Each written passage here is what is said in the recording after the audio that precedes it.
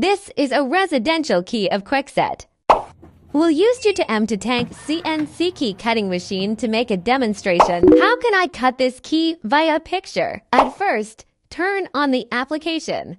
Enter the option Cut by Photo and choose the residential key. Click the first letter of this key brand. Enter Kwikset. Choose the third one. Click the key profile. Here we'll use the special residential clamp.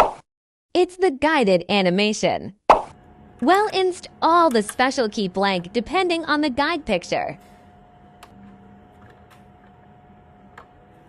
If it's ready, click Continue. Click Cut by Photo. Here we click the option Camera. We'll take a photo of the key. Click to use this photo. Adjust the size of the photo. Please put it on the proper position. Pay attention to the shoulder position. Move the red point to every key bidding. If it's ready, click OK. At last, cut this key.